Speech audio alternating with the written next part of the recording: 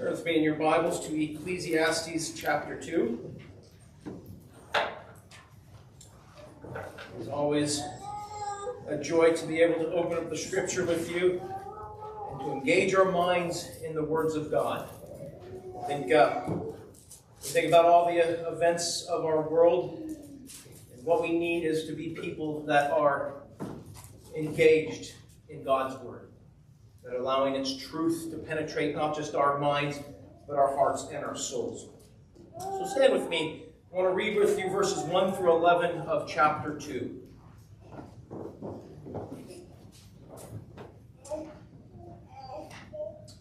Starting in verse 1, he said, I said in my heart, come now, I will test you with mirth.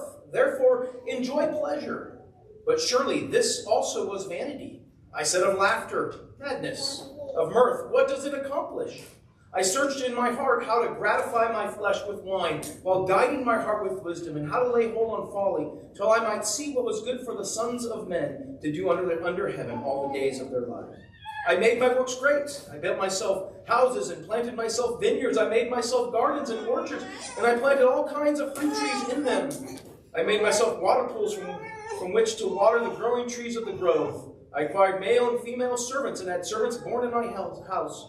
Yes, I had great possessions of herds and flocks than all who were in Jerusalem before me. I also gathered for myself silver and gold and special treasures of kings and of the provinces. I acquired male and female and singers, the delights of the sons of men, and musical instruments of all kinds.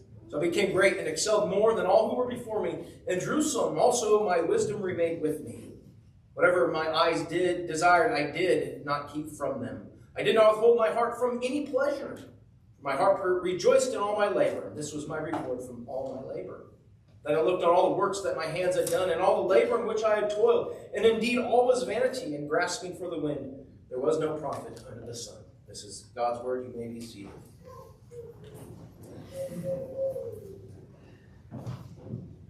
In the 2006 movie, The Pursuit of Happiness, it details the real-life account of Chris Gardner, a man who through much resolve and perseverance and hard work achieved a true rags-to-riches story, going from a place of complete or extreme financial instability to ultimately becoming a multi-millionaire. That is the great thing about America, as the American dream allows you to pursue just about anything you choose. And many people do follow the American dream, and there are those who accomplish it. But sadly, these people are some of the most discouraged and depressed, even miserable people, as they thought, if I realize this dream of mine, everything will be great. And when they get there, they soon find that their dream was not all they thought it would be. This, however, is not something new. Solomon here experienced the same thing. He too pursued after happiness. He was in search of the meaning of life. What is life's purpose? What is life's meaning? Remember, last week we began looking at this in verse 12 of chapter 1. As Solomon said, I need to find life's meaning and purpose, and he investigated wisdom. And he came to the conclusion that this didn't provide the answers that I was looking for. And so this morning in verses 1 through 11, he continues this investigation on the meaning of life. And here, instead of wisdom, he pursues pleasure. And in so doing, he discovered that the meaning of life is not found in this pursuit of pleasure. And that's the theme this morning, the proposition that the meaning of life is not found in the pursuit of pleasure. Or let me personalize it. You will not find the meaning of life in the pursuit of pleasure. And as we look at this passage, we can break it down into three parts. And these three parts show how this pursuit of pleasure falls short and fails in this search for life's meaning. I want you to do the first part, as Solomon, verses 1 through 3, pursued the good time. Now, as we come to verse 1, this could really be called a summary statement for really this whole pursuit. As Solomon here details what he said to his heart. I said to my heart, he says, this is what he's saying. This is what I'm going to do. He sets out to do something. And what does he set out to do? He says, come now, I will test you with mirth. This word test was used in Genesis 22:1 of God testing Abraham, and it has the idea of putting something or someone to the test to reveal what is there. And Solomon, as he did with wisdom, He's taking deliberate action, deliberate steps to learn from his own personal experience. I'm setting out to figure this out. I'm going to put this to the test. I'm going to put what to the test? Mirth. Now that's an interesting word. It's not one that we necessarily use today. Your translation may say something different. But it's a word that has the meaning of joy, pleasure, or gladness. It carries the idea of amusement or merriment or festivities. You might think of that in a hedonistic or a negative way, but it doesn't necessarily mean that. It doesn't necessarily mean something negative. In fact, it is used in Ecclesiastes to describe things that are a gift of God. So the preacher here is saying, I'm going to test these out. And so he sets out to test pleasure. And we see as he adds this, therefore, enjoy pleasure. The word enjoy there is the word that actually means to see. But it doesn't have the meaning here of seeing with the eye, but that of to get to know. Get to know pleasure. And the word used there is often translated good. In fact, the word good there that is used in the Hebrew is a predominant word in the Old Testament. It has all kinds of different meanings. It's used actually numerous times in Genesis chapter 1. In God's pronouncement of creation, what does he say about creation after each day? It is good. And we consider this word good in the context of Genesis chapter 1. It is dealing with not necessarily a moral connotation, but that of beneficial. What is beneficial for humanity? And we understand it in this way, as Solomon is saying, I set out to enjoy the good. That is the things that God put there for humanity to enjoy. We consider this. We understand that there are many good gifts that God has given us to use. Enjoy these things. And so when we look at this, here Solomon, the preacher, is pursuing these things, not necessarily with a reckless abandon. The text here doesn't seem to indicate that he was spiraling out of control, where the people feel the need to confront them. We think of it in today's terminology as an intervention. So what did he do? Well, it seems that he set out to have a good time. Which is why there are some translations, your translation might say this, is to enjoy yourself. Solomon said, I'm going to enjoy myself. We consider this in the context of Ecclesiastes. Last week, as I said, he pursued this wisdom, and he was more miserable after this pursuit of wisdom than he was before. And so now he throws himself into this frivolity or self-indulgence. We could call it live for the moment. Or as we often hear, follow your hearts. Live it up. Live for the weekend. Live for that party time. That's a philosophy of today. Before I worked at Grace Bible Church in Colorado Springs, I was at Sam's Club, and initially I had Wednesday and Thursday nights off. I worked in the evenings stocking the store. And there was one guy that wanted to switch with me. He was off on Sunday and Monday nights, and he wanted to switch because Wednesday and Thursday are closer to the party days. There's more nightlife. I want to get out there, and I want to pursue these things. And I was happy to trade with him because Sunday and Monday fit my schedule better. I was like, wow, this will make going to church a lot easier. I can get off work, go to church, and then go home and sleep. And not have to worry about getting up at night. Pursue the party, though. But what does he conclude about this? Surely, or behold, it too was vanity. As we saw, vanity as the idea of temporary or elusive. But notice how he begins this word, surely or behold. It provides quite a commentary. It's what's called a demonstrative particle. And it's there to draw attention to what is being said. Listen up. So I'm giving you the details on this search for a good time. And as I give you these details, understand this search was vanity. It was elusive. It was temporary. This pursuit promised me the answers. It promised me all these things. But it couldn't make good on what it said it would do. It didn't give me the answers that I needed. And so as he's saying this, behold, listen, surely, pay attention, listen up. As I present to you this good time, don't get caught up in the idea that what I'm about to share you is the good life. He's not romanticizing it. He's not sharing his testimony and doing it in a way that you go, wow, I would like to do that as well. He's saying, don't do this. So he gives this summary statement. And he expands on this pursuit of pleasure, and particularly in verses 1 through 3, this pursuit of a good time. And we see in verse 2, he experiments with laughter. Of laughter, he says. His involvement in laughter, this is a word that can refer to the whole spectrum of laughter, from the laughter of joy to the laughter of mockery. Good laughter and bad laughter, so to speak. And here the context seems to be more on the joyous laughter, the merriment, the merrymaking. He experimented with comedy. To laugh was the goal. He pursued what would accomplish this.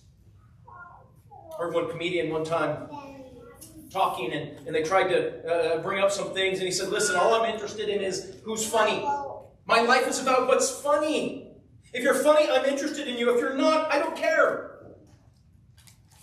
And Solomon here is going, that's what I did. I pursued. If it's funny, I want to know about it. If it's not, I'm pushing that to the side. And what does he say of laughter? Madness. It's the same word, or from the same root word as the madness used in 11:17, but the way it's constructed here, it has the connotation of foolishness or senseless. That is, he's going, I pursued this laughter. It's pointless silliness. It's purposeless folly. And to hide this point, he brings it back to this mirth, to this merriment, this amusement. I look for this amusement in laughter. He says, what does it accomplish? You could say the implied answer is nothing, or at least nothing of significance.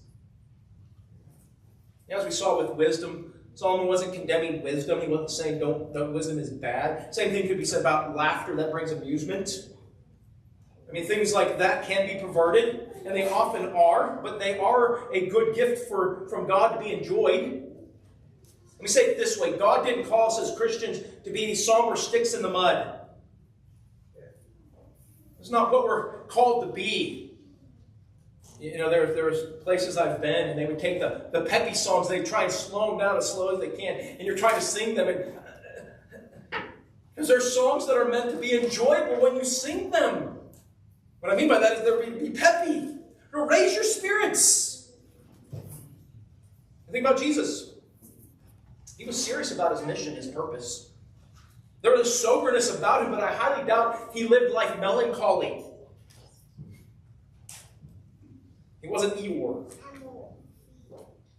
When the question is asked in the light of the pursuit of meaning of life, the answer to this question of merriment, what does it accomplish? The answer is nothing. But what's interesting here in verse 2, he asks the question, but he doesn't provide the answer yet. He does later in this chapter at the end. But in not answering the question, he lets the tension remain in the mind of the reader. And sometimes that's a good thing. You ask a question, you don't give the answer. Allow the person to I like to say, marinate on it. Let it marinate in their mind. And in doing that, it causes the reader to take an honest look at laughter's place within the world, in life, in existence. Stop and consider. If this is your pursuit, what is it providing for you? What is it doing for you? So he looks at laughter. He experiments with laughter, and again, that didn't work. So he turns his attention to the indulgence of wine. He turns to wine, he writes, I searched my heart how to gratify my flesh with wine. As he says, he searched in his heart. As has been the case in all that he's doing, Solomon is expressing his full engagement in this pursuit. Personal experience, determination, and focus. How do I gratify my flesh with wine? The word gratify actually has the meaning of to stretch or draw to full length. That's why it can be translated in some translations, stimulate or sustain. It fits well with this idea of stretching or drawing out, because the preacher is looking for something to hold him as he struggles to come through this conclusion on the meaning of life. And he looks to wine to draw out this answer. Will this give it to me? Notice though, Solomon says he did this while guiding his heart with wisdom. I led my heart, he says. And this word to guide it can be used to lead people or animals or troops. And he was saying, I led my heart with wisdom. And it's interesting, there's much said about wine in the context of wisdom, and they're often contrasted. Proverbs 23:19 and through 21, it says that it warns against drunkenness and gluttony, it leads to poverty. 29-35 says, lingering over wine leads to woe, sorrow, and strife. 31:1 through 9, the mother of King Lemuel counseled her son that it's not for kings to drink, as it hinders sound judgment. Proverbs 20, verse 1, I think I might even have that on the screen. Wine is a mocker, strong drink a brawler. Whoever is led astray by it is not wise. Yet here Solomon states his heart was still guided by wisdom, that he led his heart with wisdom. And it's possible to take this and say that here this was a controlled experience, that he was using moderation. He was a connoisseur. However, I think within the context is more along the lines of moving to the abuse. Again, not completely out of control, but we could say we often hear the context of a social drunk or a functioning alcoholic. And so we look at it, and here he was using this alcohol for selfish pleasure. So what does he mean by this? Some might say, well, he's speaking ironically in light of Proverbs 20, verse 1. But I think more so what he's saying here is including wisdom. There is an element of intentionality. The wine was being used as a means to an end, a stimulant to help find what is good, to bring about enjoyment, meaning, and purpose. I think this is what he was doing, because we see in the second half. He says, I took hold of folly. He grabbed hold of folly to find what he was looking for. He wasn't going to rob himself of any potential pleasure through the wine. Why is he doing this? Well, he says to see what was good for the sons of men to do under heaven all the days of their lives.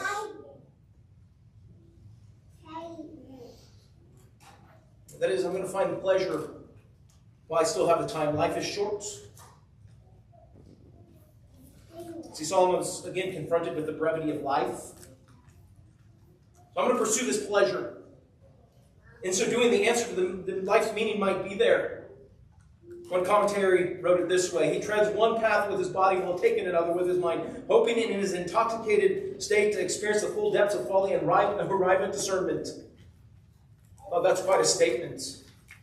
Paradoxal, so to speak. He's pursuing folly, thinking he's going to find discernment. I'll find truth on the other side. But he looks at laughter, and then he looks at wine. Search for life's meaning, and that too didn't give him the answer. I don't find meaning here. Brings us to the second detail. He moves from verses 1 through 3, the pursuit of a good time, to verses 4 through 8, the pursuit of human achievement. Human achievement. When we think about life, human achievement is something that is greatly valued. We like the people that are successful. These are the heroes of society. And certainly there are those that are famous for being famous, but even these people first got their attention often by attaching themselves to somebody who was successful, somebody with skill and ability. Without that person, you wouldn't know who they were. And when it comes to human achievement, Solomon was at the top. He had great success. And as we look at these verses, he gives 3 examples of his achievements. First, we see the work he accomplished. Makes a statement. He made his works great. I made my works great, he said. The great there is that of enlarging. The work is there. His activities are accomplishments. To put this statement in modern terms, his business ventures grew. Or another way, and I could be wrong on this because I'm not I'm not in the business world. You could say he had a diversified portfolio. Is that correct, business people? Kinda. I'm on the right track. There you go. At least I'm on the right track. He was industrious. He poured himself into the kingly life. These things could be called, that we see in these verses 4 through 6, the hallmarks of royalty. He lived the royal life. This, he thought, could provide the answer. You know something significant in doing this, though, in what he details? We look at this in the context of ancient Near Eastern literature. All these hallmarks of royalty were written for a reason. And the kings would list their accomplishments not to impress. We often list our accomplishments, we want to impress. Somebody gets up to speak, and let me tell you all about this person and all about their accomplishments. Ah, yes, I need to listen to them. They're successful. Again, the importance of success. But for the king, it wasn't so much that. In fact, these were often called deeds of permanence. They included them to show their immortality. These things will last forever. And Solomon details these hallmarks of royalty. I built houses for myself, he says. He was a great architect, built many mansions of pleasure. In fact, we see in 1 Kings chapter 7, it took over 10 years, I think 13 years, and great expense to build his palace. But notice here, he doesn't say, I built a great house for myself. He says, houses, plural. He had the summer home, he had the fall home, he had the weekend home. I was talking to John about growing up in Southern California. I worked for a contractor. We did I worked on a house in Montecito. So where's Montecito? It's near Santa Barbara. It's kind of a ritzy place where some of the Hollywood uppity-ups have a weekend home, and we were actually doing work on a famous producer's weekend home. On the guest house in the weekend home. No joke, it had a guest house on the weekend home. It's crazy. Many homes, he said. Beautiful mansions. Not only that, there were many other things that were included in these homes that would invigorate the senses, maximize the pleasure. Vineyards, he says, I planted vineyards for myself. These supplied the wine which he indulged himself in. He made himself gardens. You know what's interesting terminology as you look at these verses there? It's reminiscent of Genesis chapter 1. The word made here that begins verse 5 and 6 is also the word that's used about God. The planting. A lot of this is terminology that brings the mind to Genesis chapter 1. And Solomon's not writing the saying that he tried to usurp God. You can even say he took into account God's commission to manage the earth. And so he did this. He made orchards. The interesting thing about this word orchard, it's one that was of foreign origin. It can be translated park, but it is a Persian word that the source of this word, the word paradise is sourced from this word. I built this great park, this paradise even. And in it there were fruit trees, a variety of them. Whatever fruit I wanted, I could eat. If you're me, you're like, that's not too big of a deal. Sarah has to force me to eat fruit. If she wants me to eat a banana, she's got to basically peel it for me and almost shove it in my mouth. She cuts up apples and puts them on my plate and eat these apples, and they're good. The one fruit that she doesn't have to force me to eat is peaches. I love peaches. I have a peach tree in my backyard in Southern California. We make beautiful peaches. But man, he had a variety of fruits to pleasure his palate. Not only in that, he says that he had pools of water to water the trees. And really, it was a work of ingenuity. It was a marvelous work to consider what he had to do. The extensive project it was. The aqueducts and the reservoirs. And so we put all this together in verses 4 through 6. The extent of this work, the achievements that he accomplished. And it was an incredible undertaking. It was a massive thing. It was a major accomplishment. As I said, almost an Eden-like quality that he was doing. Now remember, I said that for the kings to write all these things, these were deeds of permanence. They show immortality. And Solomon looks at this and goes, no, they don't show my immortality. In fact, it shows my mortality. And while he doesn't say it here, he says that at the end of this passage, they're vanity, they're ephemeral, they're not lasting. There's no lasting quality to them. In fact, we could say it this way: his response to his work, we could say, quote unquote, his creation was far different than God's declaration of what he did, of his work, of what he made. How did he declare his creation when he was finished? Very good. Solomon's going, I see what I've done, and it's not very good. Didn't provide the answers. The work he accomplished didn't do it, so now he moves in verses 7 through 8 to the wealth he amassed. And here, as we look at this verse and a half, he's describing the extent of his wealth. He acquired male and female servants, and we see the extent of his wealth is seen as all that he had, his undertakings, required a large workforce. So he acquired many servants, many slaves, and they were part of the upkeep of his homes. Not only that, as he says, these slaves, these servants, had children, and they were added to the workforce. We see in 1 Kings 10, 4 through 8, Solomon had countless servants to tend to his every need. He also had possession of flocks and herds greater than anyone who was before him in Jerusalem. Numerous animals, not only a sign of wealth, but we think about the resources that would be needed to take care of all these people, to feed them. Not just once a day, but multiple times a day. It's a major undertaking. We think about just the kitchen alone. Mark and I go to Topside on Thursdays, and they have a person that their job, a full-time job, is to coordinate and plan the meals. And the maximum people that can be there are 45. I think, 30 down at Hope Springs? Something like that. And I'm sure it's a major undertaking just to plan the meals. 45, 30 people. So how many people did Solomon have to feed? Well, he had 700 wives, 300 concubines. That's a lot of people to feed. And we see that he had much that needed to be done. 1 Kings 4:23 talks about the extent of the food, the animals that were used each day. Massive amounts. He further adds his wealth. He amassed gold, silver, special treasures.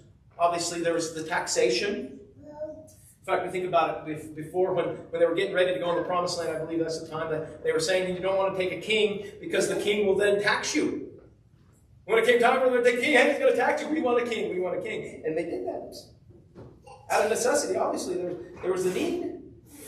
But not only that, there was the tributes and the gifts that he got, the trades, special treasures, more than just gold. There was various different things, jewels, perfumes, spices, many other things, ivory. We see this with the Queen of Sheba. When she came to him, she gave him not only gold, but spices, precious stones. So for Solomon in his houses, there were a variety of valuable and aesthetically pleasing things to look upon. Things that pleased the eye. He had things that pleased the senses, things that pleased the palate, things that pleased the eyes. Last we see his great wealth. He acquired both male and female singers. Now for us, that's not that big of a deal. We can get on our phone or whatever it is nowadays that people are using to listen to music. For when I was a kid, it was the Walkman with the tape, and then it became the CD player that you put in your pocket, and then it became the iPod. And now I don't know what it is. I can't keep track. I still use CDs. One of my cars doesn't have a CD player. That's very annoying because I have so many CDs. Whatever it is, we listen to music all the time, but at this time, having singers was that of great wealth. Music was uncommon. And Solomon, though, he had musicians to listen to whenever he wanted. Come sing and play for me in my home. See, he had money, wealth. Some might say, that'll be the answer. Get money. Solomon didn't do it. He didn't find the meaning of life. That brings us to the last example. We call this the women he assembled. He said he experienced the delights of the sons of men. The delight here has a meaning of pleasure, luxury. It could be translated exquisite delights. It is that idea of that something that captures the pleasure, that appeals to the senses. The rest of the verse, if you notice my translation, it translated it musical instruments. And that this would be the delights that he experienced were the singers and music. However, your translations might very well be different. There's some discrepancies with this. The reason is this word is only used twice in the Old Testament, both times here in this verse. And so there's some different possibilities that people give for the meaning. The one is musical instruments, which is in my translation. This is a minority translation, though, in referring to the rare instruments in Solomon's courtly entertainment. There's also a view that this could be costly containers or chests. How they got this is it's a possible cognate with an Aramaic term for an ornate box. This, too, would be consistent with the treasure spoken of. He had great treasures. However, the last two nouns that are used here, and there's two nouns used in the Hebrew, it's also possible to be spoken of, to be many concubines. Taken this way, it could be translated a wife and wives. And this is consistent with Solomon. As I said, he had many wives and concubines. So if it's the instruments or the boxes, it would be speaking to the luxurious life.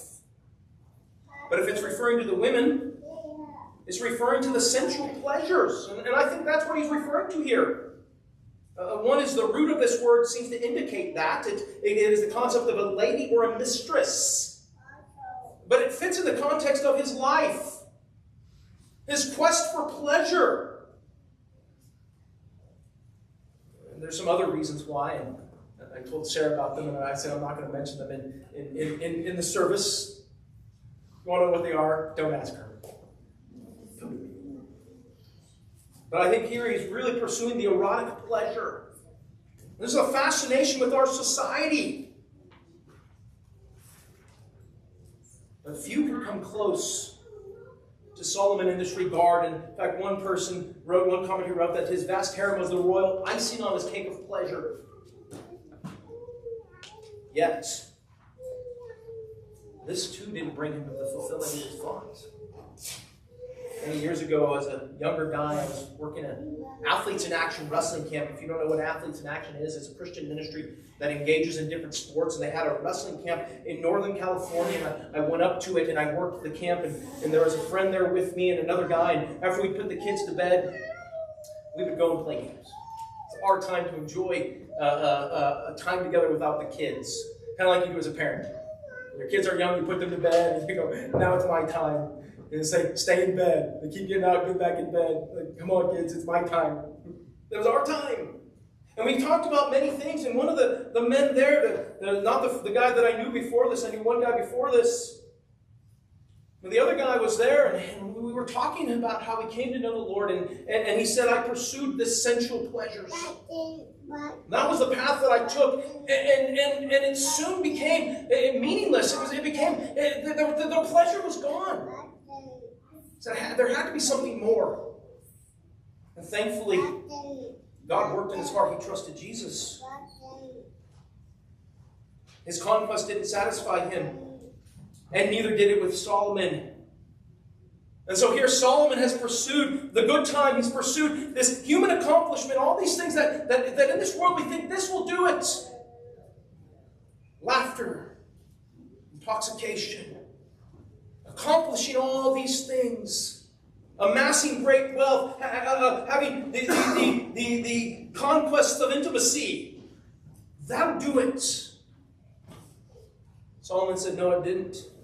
No, it won't. Leads to the final detail. We call this in verses 9 through 11 the conclusion of the pursuit of pleasure. Notice in verse 9, he begins his conclusion. He makes the assertion, I became great and excelled more than all who were before me. Brings us back to verse 16 of chapter 1. I excelled and gained more wisdom than anyone before me. No one before me achieved what I did. But notice he said, my wisdom remained with me. He doesn't explain this, but likely he's saying that through all this pursuit, he didn't lose his intelligence. He didn't lose sight of this testing. I'm looking to pleasure. Will this bring meaning? Will this bring purpose? When he gave himself over to these pursuits, he was still searching for the answer. Further, he details in verse 10, whatever my eyes desired, I did not keep from them. The word desire here really is a word that has the idea of ask, inquire. And it seems that the idea of what he's presenting here is whatever my eyes requested of me, I did not refuse. A number of years ago, we were at the store. And Sarah and I were there with our kids. I think Benjamin was born, but he might not have been, so our kids were quite a bit younger. And of course, as parents, you know, don't ask me for things here. And you go, do your kids listen to you in that? Probably not.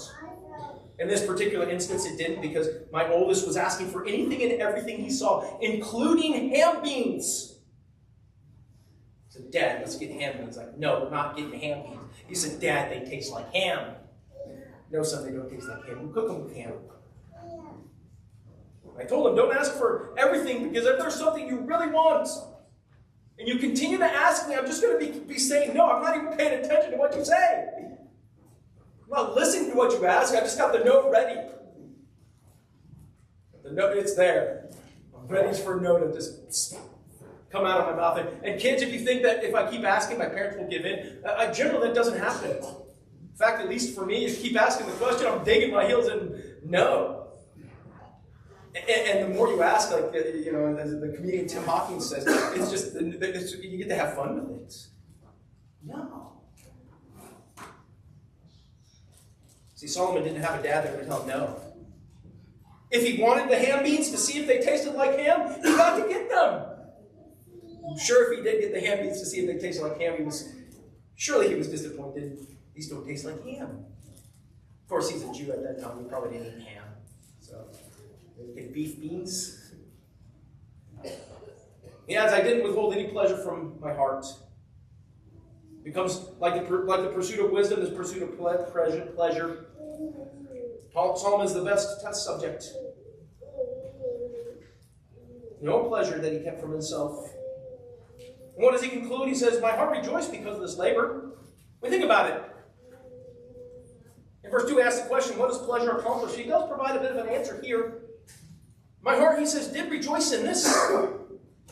There was some joy in his toil. I mean, think about it. There's benefit from work. We go back to the creation of humanity, the blessing of work. That there's something that you get your work done, and there's a sense of accomplishment. Yesterday morning, I mowed my lawn. I didn't get to look at my lawn the rest of the day, but this morning, as I looked outside, I saw those lines. Boy, it was a sense of accomplishment. Just great joy in my heart. Just looking at the window. Sometimes my kids watch me, and I mowed, and they're just staring out the window. What are you doing? I'm enjoying it. There's some joy in it, he says. But he adds, this was the reward from all my labor. The joy itself, that's all the reward I got. What does this mean? It didn't provide the answers. Think about his life. He recognized that no matter all that I accomplished,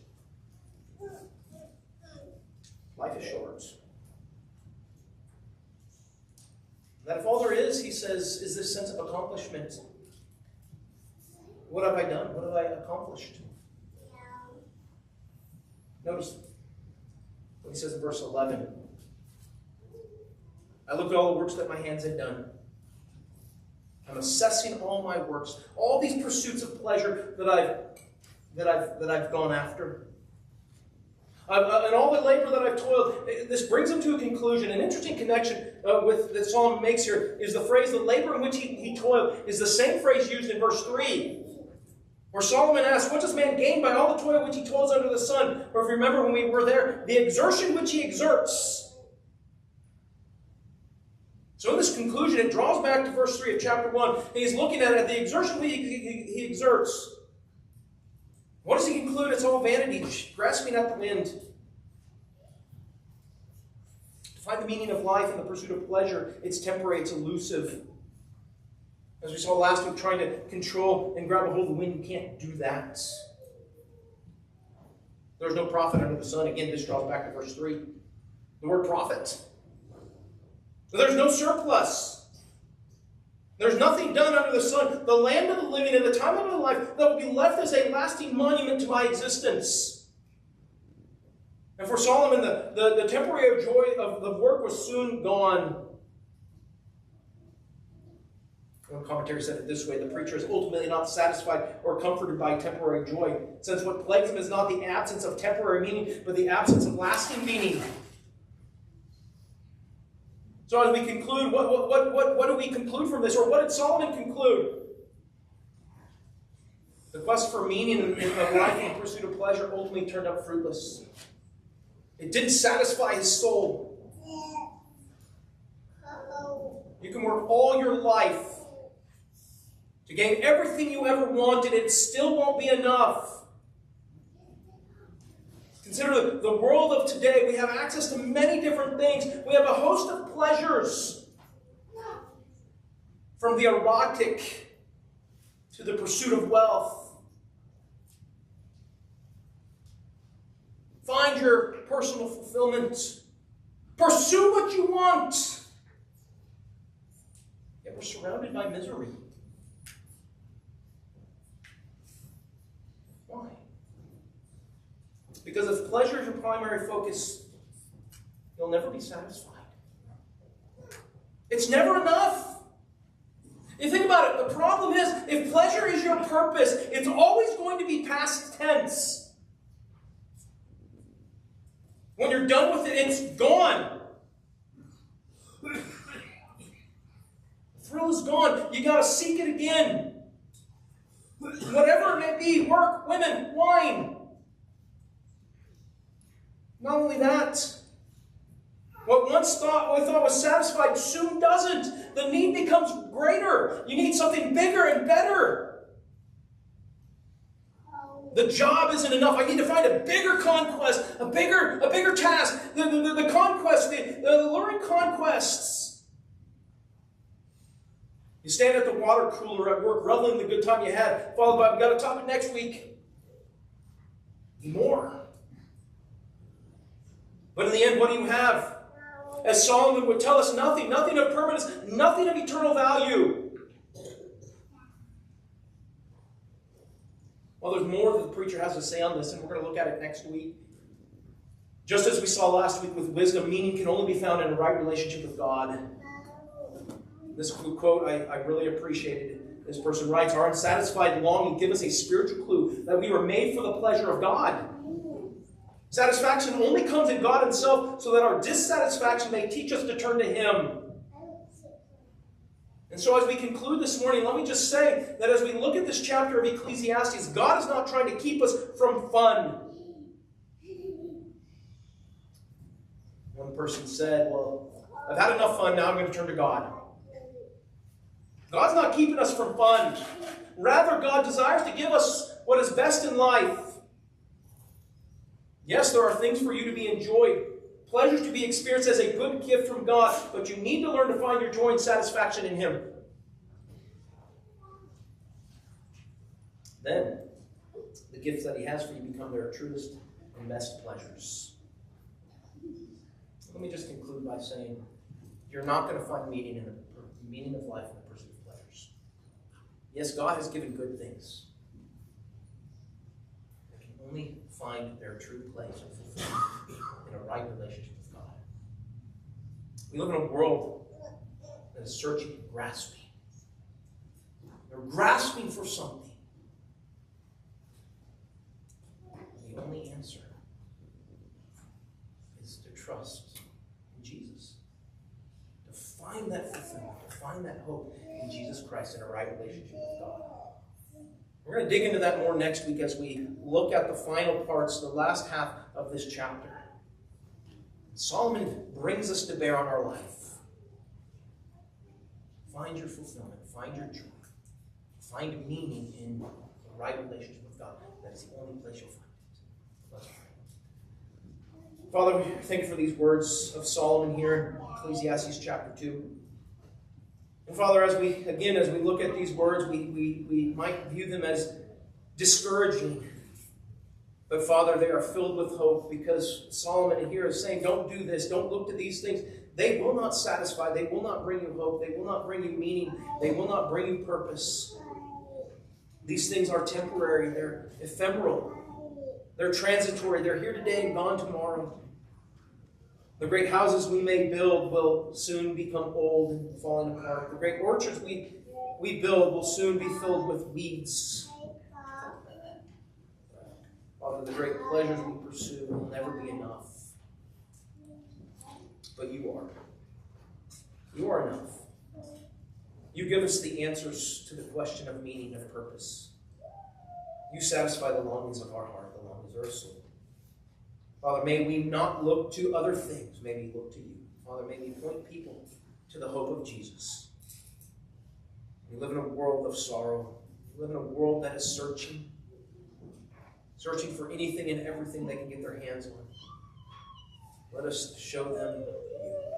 Let us point them to you, to the hope The hope of Christ, the hope of glory, the hope of salvation. Use us, Father. We ask this in Jesus' name.